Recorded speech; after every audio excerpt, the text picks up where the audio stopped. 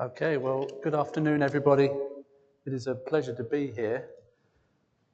I'm going to jump straight into it because there has always been distractions.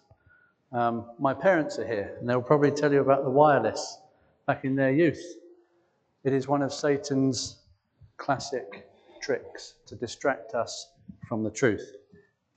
I'd like to know this morning, or this afternoon rather, who's here without one of these? Is there a brave soul without a smartphone? Well done, sir.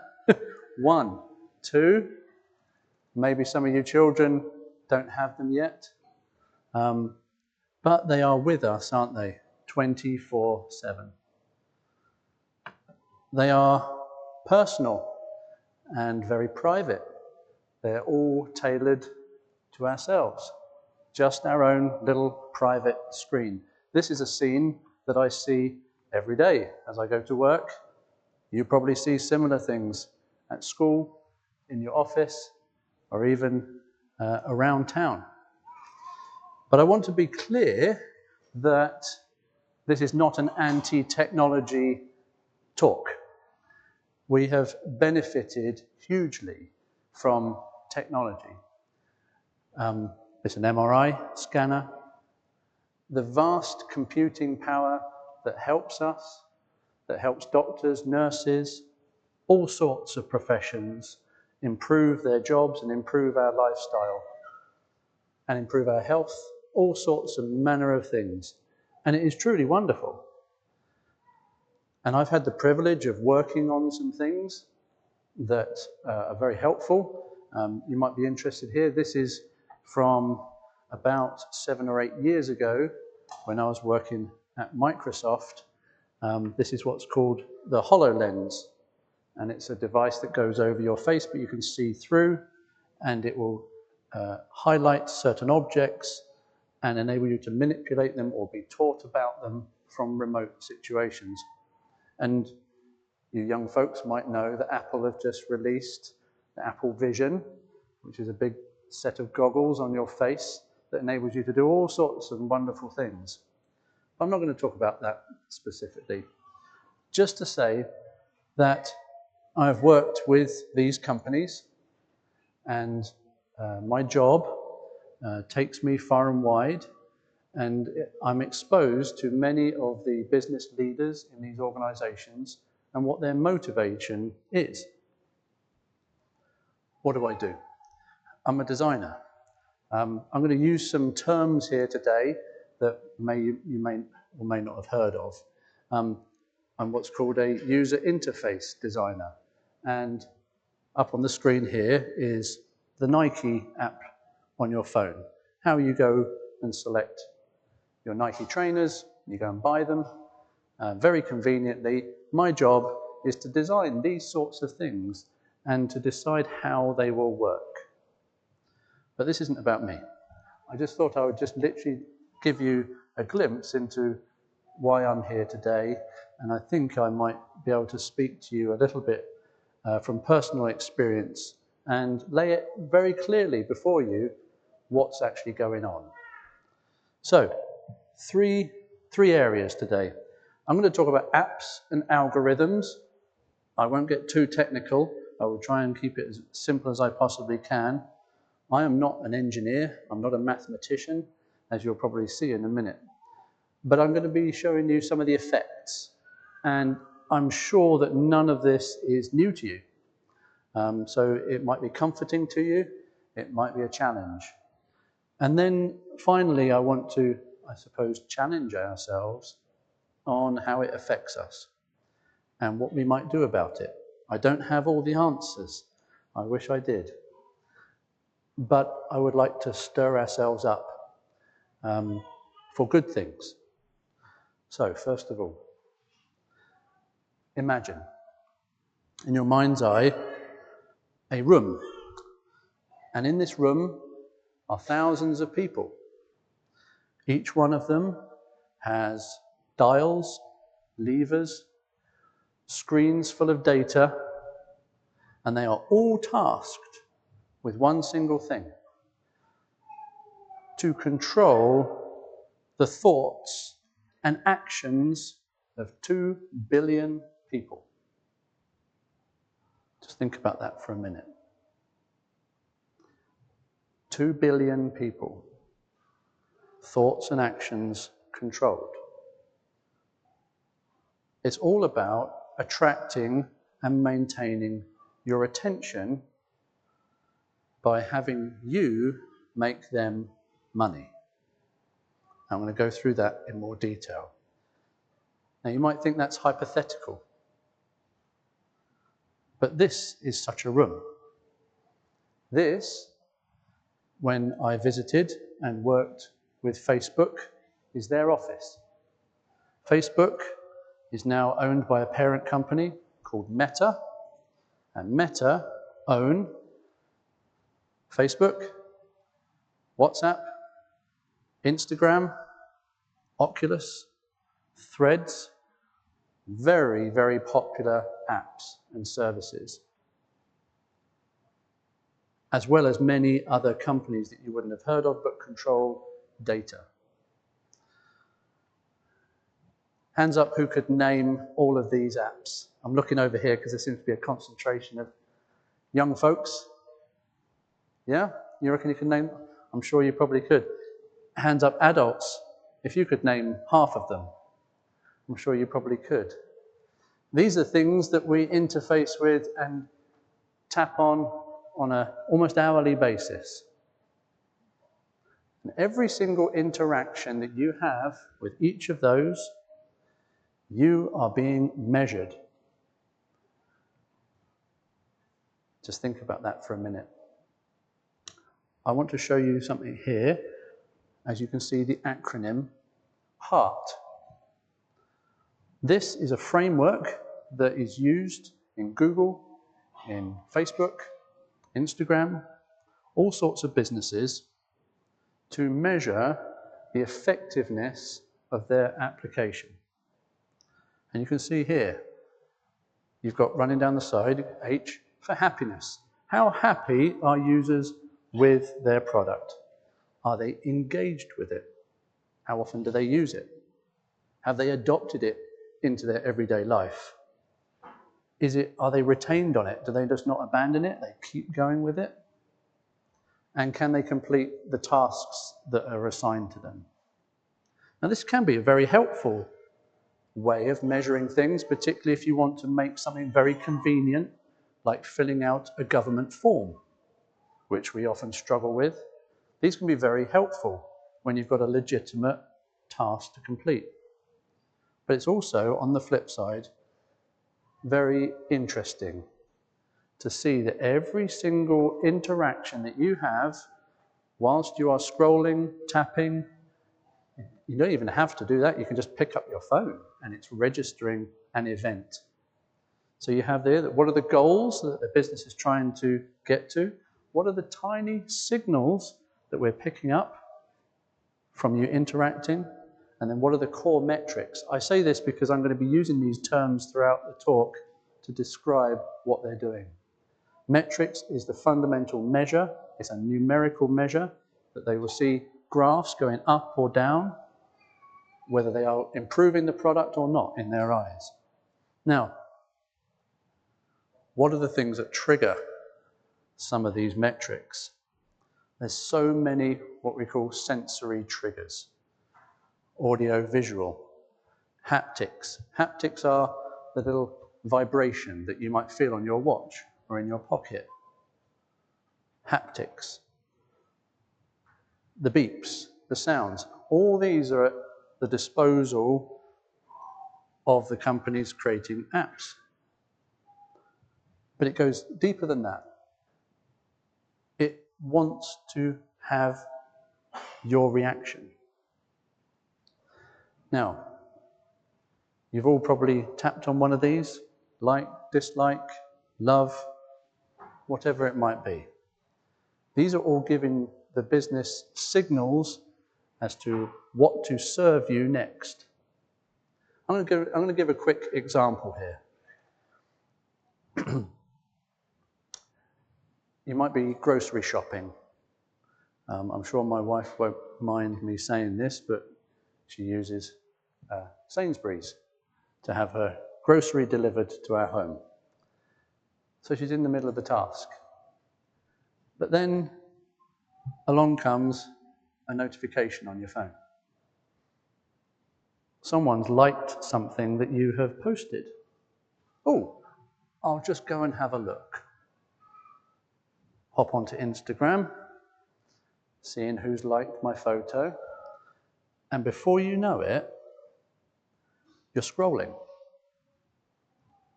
You're scrolling through it. What's someone else done? I'll have a look. And I see someone. This is an influencer. Someone whose entire job is to wear things and promote things on behalf of businesses. And she's wearing some things here that she's called out a scarf. So you tap on her and you go to her website and you'll see what she's wearing. And you then go to that site where there's that nice scarf. But you came to buy a loaf of bread. Been totally distracted. Oh, and by the way, look at the price of that scarf, £400. Weren't expecting that. But I'm giving you this as a very simple example of how everyday lives are diverted from a good intention, getting food for the family. And there are countless books that have been written over the last 20 years. Just have a look at the titles of these books just for a second. And these are books that all designers and engineers are encouraged to read. Don't Make Me Think. Hooked. Thinking Fast and Slow. The Power of Habit. Now I'm going to just bring some of these to life over the next few slides. Let's just go with the Thinking Fast and Slow, which is Daniel Kahneman. Now, he was a Nobel Prize winner. Now, this isn't necessarily overly scientific, but it'll illustrate a point of how designers and engineers and product people in these businesses think. The brain. 2 parts to the brain, how your brain thinks. There is what's called the System 1, which is impulsive and automatic and intuitive. And there is the System 2, which is very thoughtful, deliberate, and calculating. Let's give an example. System 1. 2 plus 2. You instantly know it. You didn't really have to think. But System 2, I'll present a little bit more of a challenging. Now you've got to think. Anyone good at maths? If you want the answer, it is 69,594.91. And I got very distracted in finding that out while I was preparing this talk. Now, the object here of the game in developing apps is to keep in System 1. Don't make the user think. Make it intuitive. Super easy. It's one of the reasons why these devices are so popular, because as soon as you got it, you just knew how to do it, because you're directly manipulating the things on the screen. Now, in doing that, the secondary part is we want to win the habit. We want to create a habit, form a habit. And what is a habit? Obviously, it's a settled or a regular tendency or practice, especially one that is hard to give up. So you've got a habit that's very intuitive and easy. And if you combine the habit with System 1, it only takes approximately, actually less than, 20 days to instill a System 1 based habit. Something that's reactionary, intuitive, and you do it without even thinking.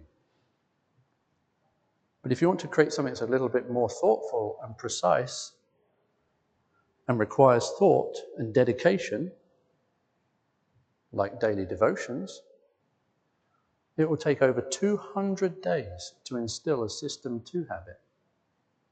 So we're battling against something that's very intuitive and impulsive, and something that we have to really concentrate and create time and effort to actually do.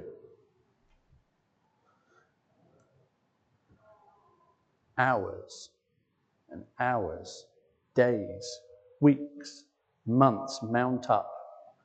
This is called infinite scrolling. You never get to the bottom, do you? It just keeps on coming. So easy. Look at these interactions as well. The one on the left, you're just swiping. Swipe. Easy, intuitive. System one, don't make me think. I'm just consuming. It's just going in to the brain, like water. And then on the right, look at some of these interactions where I want to get the next thing. What's the newest thing? And I'm pulling it down, and it's like a slot machine. A gambling slot machine is so addictive. You pull it down, boom, you get something else new very quickly. And I see adults on the station just constantly pulling down, refresh, pulling down, refresh. And they get frustrated if there's nothing new.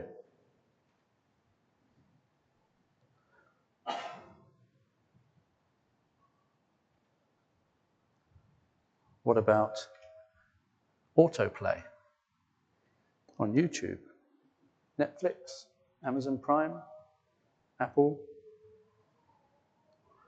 One video plays, don't even have to do anything, just automatically goes on to the next thing. Don't make me think.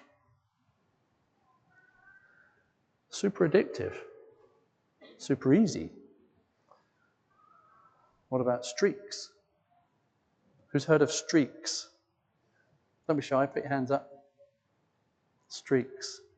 Streaks are a habit that you have to constantly conduct and do and complete, and it mounts up. So you do it one day, and you do it on the next day, you get a 2-day streak, a 3-day streak, a 4-day streak, etc. Snapchat, Be Real, TikTok. Even good things like Duolingo, where you're trying to learn a new language. They're all about creating a habit. So the idea is to get you hooked. There's a hooked model, there's that book, Hooked, and this is the mechanism. You see, there's a trigger, something that comes on your phone, on your device, and it creates an immediate sense that I've got to take an action. And in creating that, and then I take that action, I get a little reward. Oh, there's something nice that pleases me. And because it pleases me, I will make another investment again, and round we go. The infinite circle of being hooked. Now, all of these are free, all of these products. And if a product is free, you are the product. You're the one feeding it. It wouldn't be anything without you and your content. So it's all about your attention and your data. Let's just quickly explain data. This is what we use in the industry. It's called UGC, user-generated content. It all comes from the population around the world. It is your data, your information, your pictures of your children, friends, whatever you're into, your opinion.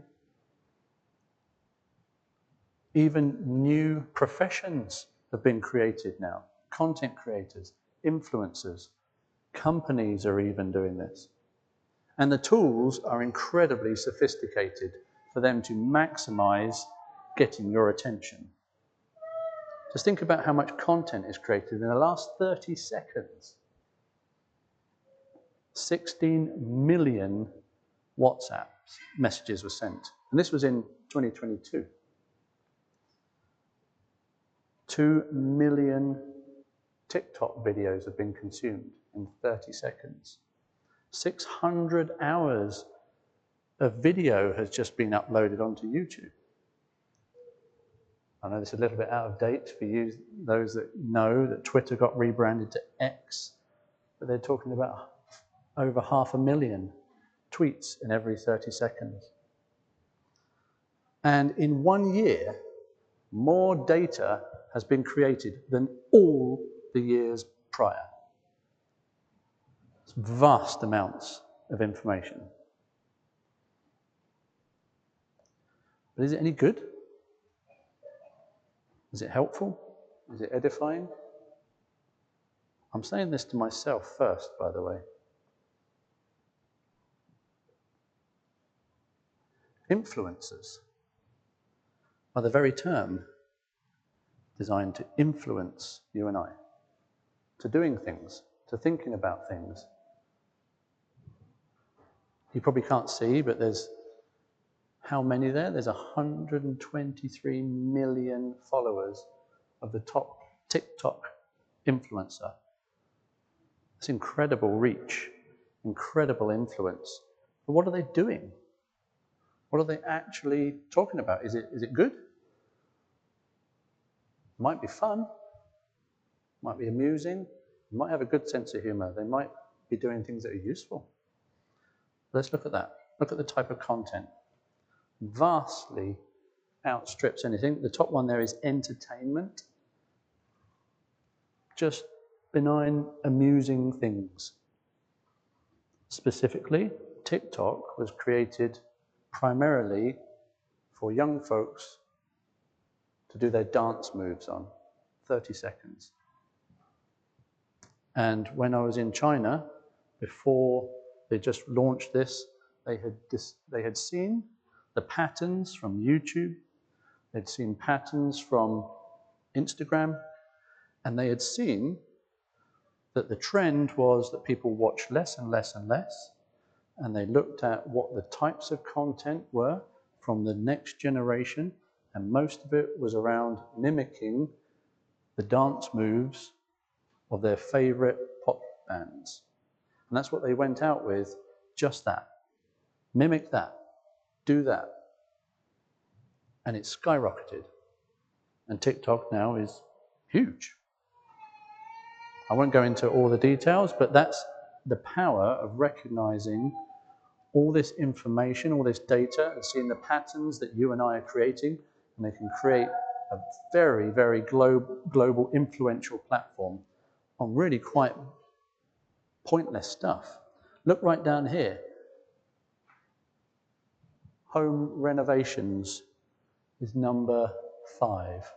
DIY. That's quite useful.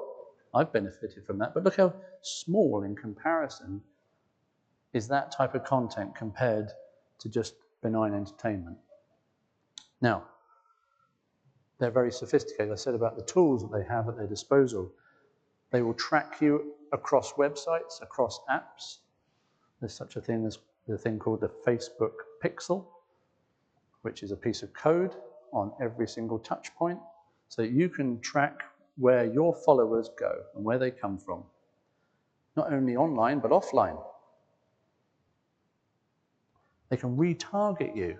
If you haven't come back in a little while, you'll get a message from them, guaranteed.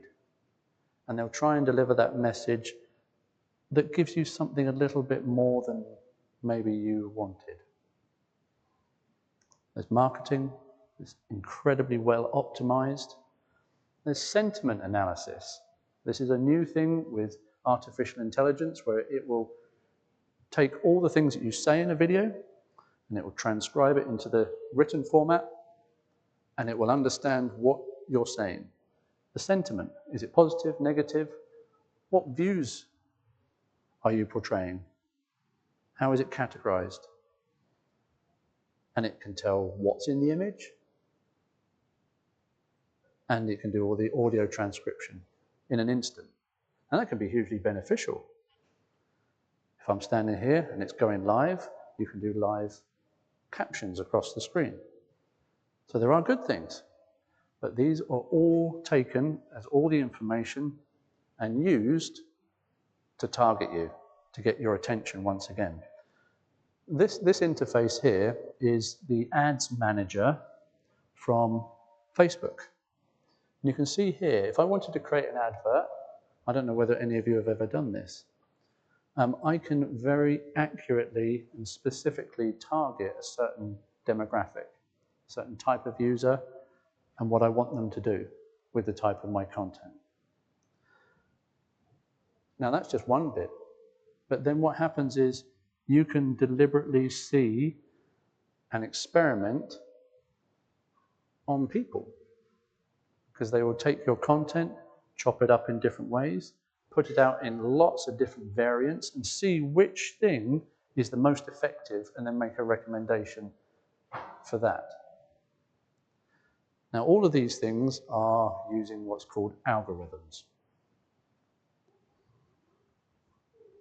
Algorithms are programs written in software designed to understand you better. And they are designed for specific purposes of what the business is trying to achieve. There's been protests. Your algorithm doesn't know me. Well, actually it does. And it knows you very well. The vast amounts of data that these companies have on you and I is staggering. It knows where you've been physically and digitally. Your search history. How much of us would be okay revealing our search history to each other? They know. Now, a server runs software made up of algorithms and equations. An algorithm is a set of rules and calculations or other problem-solving operations conducted by a computer. Now, this is where I might just go a little bit technical, but I will just show you just how sophisticated these algorithms and equations are. This is YouTube. Now, I won't explain it all, but this is how much money and effort is put into these companies, thousands of engineers with PhDs who know how to create this software and these equations to finely tune exactly what to give you. So there's a predictor, the P, there's the watch at a specific timestamp, there's the video classification, there's the user, you and I, our watch history, our likes, dislikes. There's the context of where I am, what device, what time of day. All these are captured and programmatically determined and learnt and refined to deliberately get your attention. Purposely designed to maintain your attention.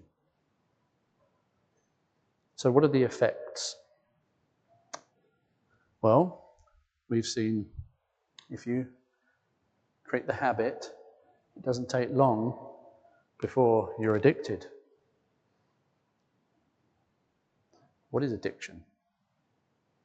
A condition that results when a person ingests a substance or engages in an activity that can be pleasurable, but the continued use and act of which becomes impulsive and interferes with ordinary life responsibilities such as work, relationships, or health. Users may not be aware that their behavior is out of control and causing problems for themselves and others. Again, I'm talking to myself first. So here's some challenges for us. What was the first thing or the last thing that you looked at over the last few days? The moment you wake up, where's your phone? Where's your phone when you go to bed?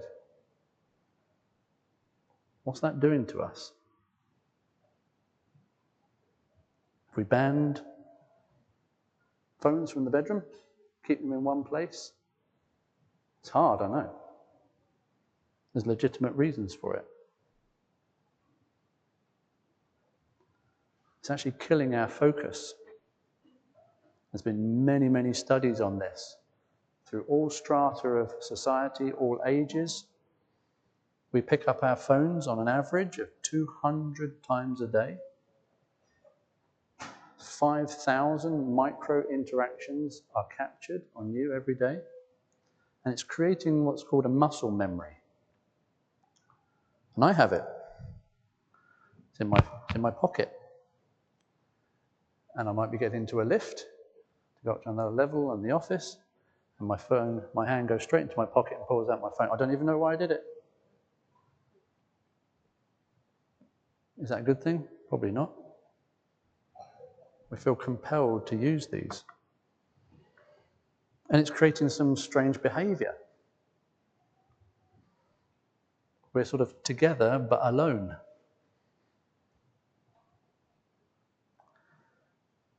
It's obsessed with materialism, because most of this is to influence us to conduct an action, to buy something, or to desire something, covet something. By the way, this woman here, I used to work with her. She quit her job. Well, don't be tempted to do this, but she makes over £500,000 a year. It's incredible and scary how much companies are willing to give her just so that she can promote their goods. Now, the last presidential election I thought was very interesting when I saw this photo. What's happening here? Isn't that strange? There's Hillary Clinton with her supporters, none of them facing her. The selfie phenomenon. It's all about me. I mean, how bizarre for Hillary Clinton to be facing a crowd like that. I'm glad you're all facing me so I can see your faces. Numerous studies have been conducted. Sadly, it is actually downgrading our IQ. Protracted use of screens, specifically mobiles, because they are so close and they're so interactive, actually lowers IQ. Let me explain this. I'll read it. The University of London found people who multitasked during cognitive tasks. By the way, there's almost no such thing as multitasking. Most of it is what's called partial attentive, where you're sort of switching very quickly between one thing and another. The cognitive tasks experience IQ score declines similar if they had smoked marijuana or stayed up all night. IQ drops of 15 points for multitasking in men and lowered their scores to an average of an 8-year-old child. It's not just for men, sorry ladies, it's the same. There is numerous research online from academic circles who are studying this phenomenon. It's not just that. And again, I don't want to be all doom and gloom, all scary. I just want to lay out some of the facts. Anxiety is at an all-time high. Our attention is elsewhere. Our attention is on things that don't actually matter that much, but become so emotional to us. It actually changes the chemical composition of the brain. Now I'm going to just quickly explain some things here.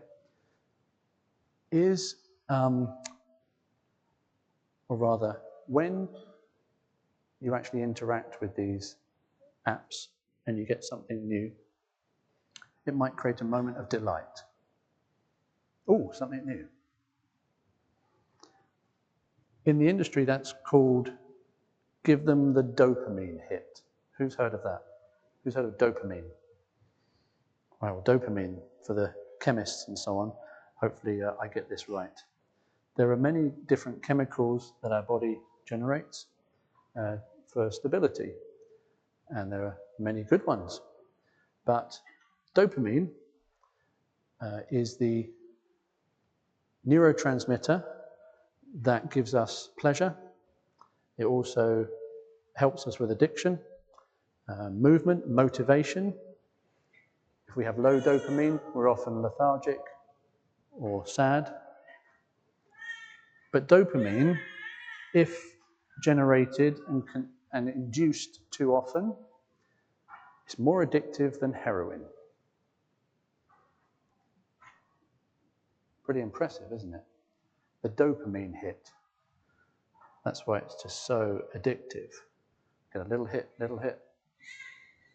Dopamine creates instability, emotional instability. And, you know, my son Charlie, when he was 8, I remember him quoting to me, he said, yeah, when I have too much iPhone or iPad time, Daddy, I get quite grumpy. He even recognized it himself. So that's the things that happen in our physiological outcomes. But there's also what happens to the way we think. You might have heard of what's called a filter bubble. Who's heard of a filter bubble? Sorry, I'm getting you to interact with me, so I'm trying to... A filter bubble, well, all the things that you do online are captured and you're stored as a profile. The things that you liked, didn't like, etc., etc. And then there's this global pool of all that information. And what happens is, as I build up my profile, all the things that the companies know about me, they form things about me, the things that I like. I might like a certain brand, or a certain person, or a certain activity. And what happens is you get a compounding effect. Because you like those things, you get more of them. And to the exclusion of almost everything else. So anything that maybe makes you feel uncomfortable or contradicts your worldview or what you like gets rejected. It has a compounding effect on your worldview and how you think at the exclusion of everything else. Which then begs the question, how independent is our thinking? So you just take your feed. Isn't that an interesting term? Feed. Feeding us. 99% of it is not actually reality. You take an Instagram photo, I'm sure you've all done it. We apply a nice filter on it. We might remove some things from it. We want to portray the best thing about ourselves. Objects have been removed, body shapes have been edited. So that's fact number one. It's not actual reality. The algorithms are learning about you and what they do. They're designed around a key metric, engagement. How much time will you spend on their app? Now, every single interaction is being exploited. You might think, yeah, but I didn't like that. I didn't do anything with it. It doesn't matter. As you scroll, you might pause on it. That is captured and recorded. In YouTube, for example, you might scroll and it autoplays. Starts playing. That's captured. How long did you watch that for? It might even be without the sound. Those are all things that are going into your profile and your data. Now, algorithms are designed for your attention, and the way in which the algorithm works is that it will present something just slightly more extreme the next time. Because it knows, and when I say it knows, it's trained, it's self-referential, it's trained to find the next thing that will keep you coming back. And it is kind of human nature to want something a little bit more extreme. So, there might be a picture there, someone with a motorbike. Okay, you like it. You like the motorbike. You go away, come back the next day. What is likely to happen? You're going to get something with motorbikes and with other things. And within a matter of minutes, you can and probably will be showing something close to pornographic content because it knows that it is more extreme and it knows that that is how it gets your attention. I'll give you an example. I searched for how to become a vegetarian, something somewhat benign. But look at the right-hand side. Yes, I got presented with someone who wanted to be a vegetarian and how to become one. Down the right-hand side, though, what's the next level?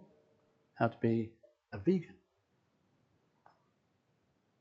Next time, what's next? Just illustrates the point of how more extreme it gets. And I'll go through one thing in a minute that's very dramatic.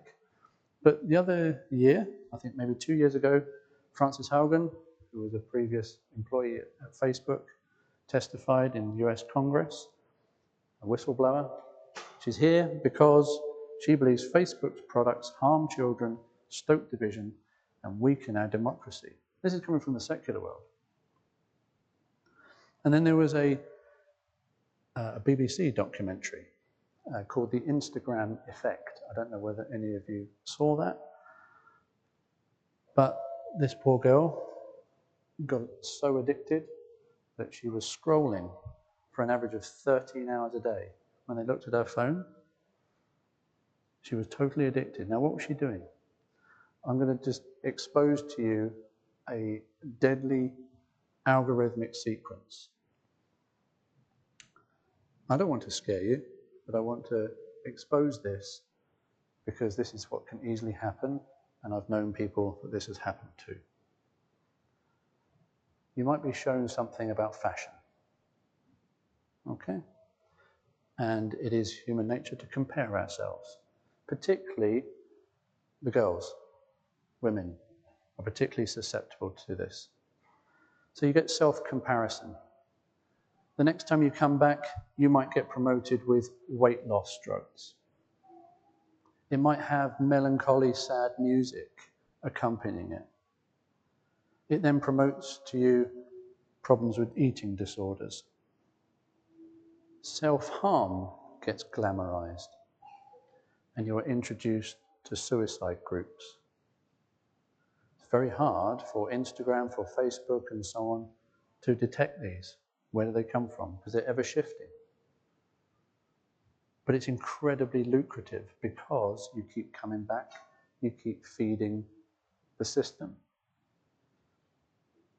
And this is exactly what happened to this poor woman. She tried to commit suicide.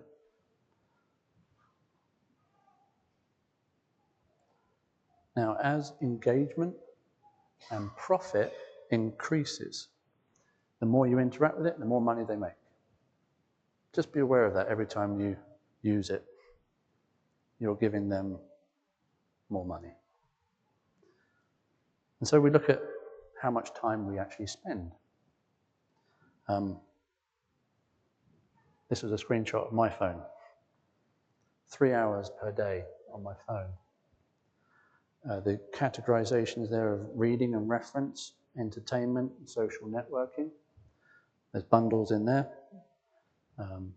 Things on YouTube, social networking, including LinkedIn for professional purposes. I'm not making excuses, by the way.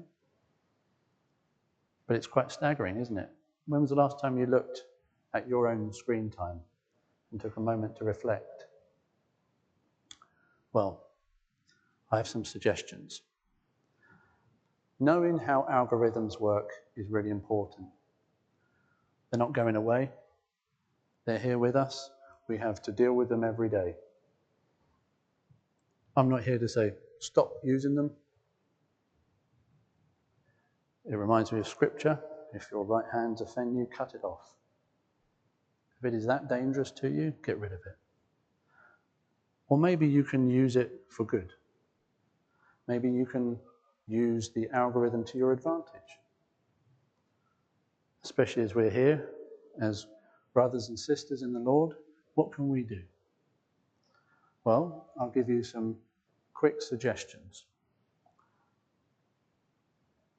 You may know our sister Sharon Izzard, and there's many more.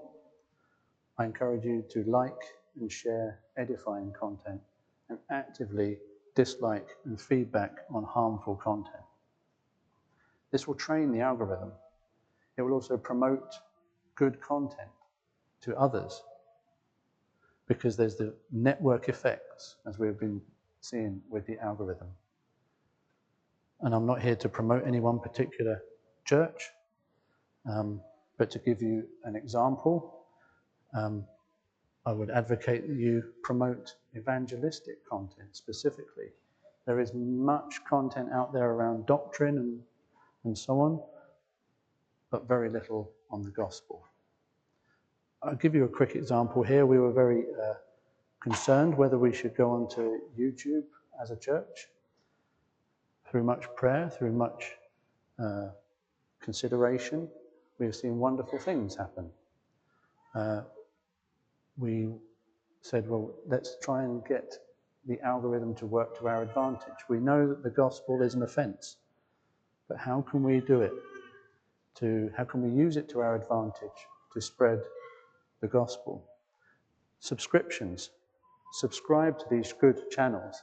That's a key indicator to YouTube and to other businesses that this content is of value. And it's really important that we do that. Like the videos. Watch them all the way through. Because if you don't, then that doesn't get promoted nearly as much. And there's other things like shorts, because we know that people watch less. The shorts that we've created have generated many, many views. Now, it's not that we're chasing numbers. We have had numerous testimonies from non-believers who have come to saving knowledge in Christ because of content they have seen online. The second thing is be accountable to each other. Rachel and I were talking about the other day actually putting screen lock times on our phones. You may have heard of covenant eyes. You may have things with your children where you can pick up and have a relationship with your child that is such. You can pick up each other's phones and you can look through all your search history. Be accountable to each other. The other thing is, and this is again not something I want to talk about myself, but I'm giving you this as an illustration. When I was out of work and applying for a job, the last interview I had was with the founder of the company that I'm now with, and the last minute of the interview, he had been looking at my profiles and so on online, and he said, "You're very brave." What do you mean? You put in the word Christian on your profile. You wouldn't get a job in the States if you did that. But I really appreciate you put that there because I want to build a biblical-based business. Well, for starters, that's a wonderful answer to prayer. But I'm just giving you an example of just having a small word on your profile that can have big effects. He's a Jewish man. He started to read the New Testament. I commend him to you in your prayers. But what about your phone? How do you organize your apps on your phone? What's there is the primary thing. Do you have the Bible on your phone? Now, I'll admit, I much prefer having the printed word. But isn't it wonderful that you can have the Bible on your phone? Do you show your friends this? Do they ask questions? I've had many wonderful conversations just from showing my home screen. Now, what am I getting at? What can we do for our Saviour? Are we all for him? And as I was thinking about this talk, I thought, well, I can't go without commending you to this wonderful hymn. And I'll read it out.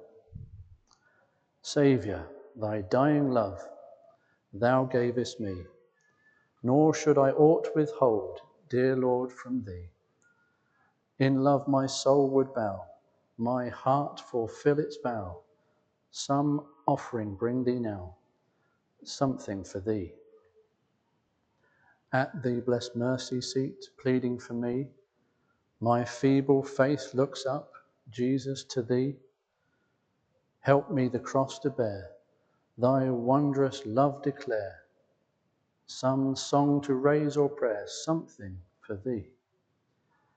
Give me a faithful heart, likeness to thee, that each deepening day henceforth may see some work of love begun, some deed of kindness done, some wanderer sought and won, something for thee. All that I am and have, thy gift so free, in joy, in grief, through life, dear Lord, for thee. And when thy face I see, my ransomed soul shall be, through all eternity, something for thee. It's a challenge I want to leave us with. I'm not asking for applause. So have a moment to think, what can we do for our Saviour?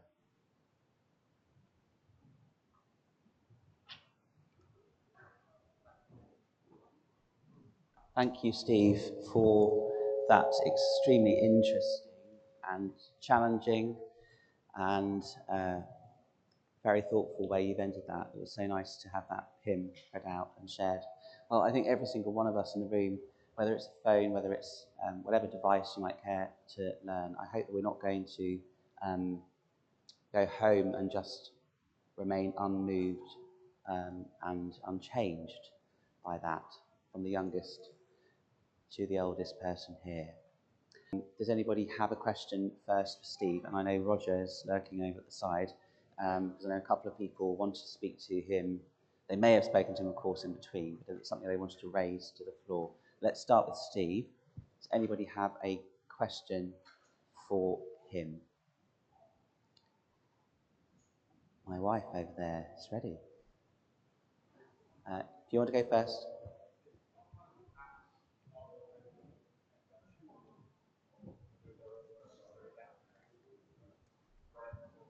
Are there any apps for parental protection, for example?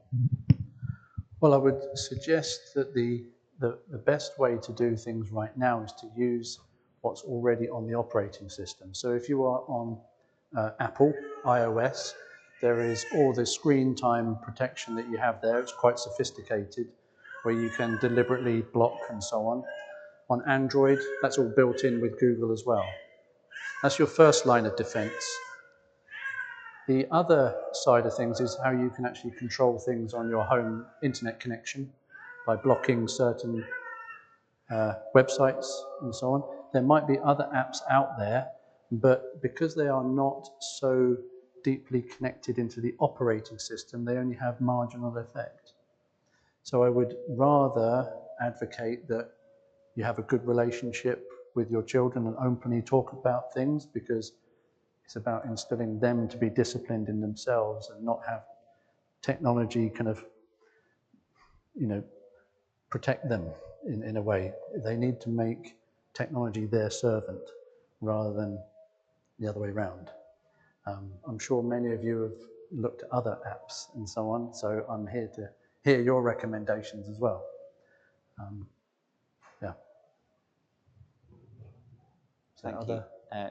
Naomi had a question, I think. Sounds a strange question, but how can you get algorithm sort of content come up on your phone when you haven't actually even looked up things on your phone? You've had a conversation with someone. By way of explanation, Dan met up with an old school friend in the holidays, had a conversation with him. His friend is a Catholic, talked about his church. Following that, our Instagram was full of quotes from the Pope, quotes of, pictures of people having mass. I just wondered, what is that all about? Well, it is strange, isn't it? And I'm sure we've had similar experiences where, how does it know? Well, the first thing is, yes, you can have all these kind of conspiracy theories about your phone is constantly listening and so on. I don't know whether they're true or not, but I do know that you can be your phone and camera, microphone can be accessed by governments. That's part of their legal requirement. But as for other companies like Facebook and so on, they don't have access to that. I don't know what that's about. Isn't that interesting? I wish I had the answer for you. Yeah. Anybody else with a question this afternoon? Is Paul there? Thank you. Paul Ramsbottom. Oh, Paul Hanks is on the marathon round the back. Thanks so much, Steve. At the end, you just hinted about some of the positive content, whether apps or subscription channels on YouTube and so on. Are there any resources that can guide either kind of young people or older people in terms of, good Christian content? Is there a kind of one-stop shop, a website, or something like that? Isn't that a lovely thought? I'm not aware of any one particular centralized resource. I know that there are there are certain blogs out there, I can't remember off my top of my head, that are all very helpful. But perhaps this could be a mobilizing moment where we do actually create something together with some suggestions. I don't know whether anyone else has good resources, but please share. I think that's a great idea. Yeah. Anybody like to ask Steve anything? Okay, well, just before I'll see if Roger has anyone wants to say anything to Roger, could we just show our appreciation to Steve for coming today and for speaking to us?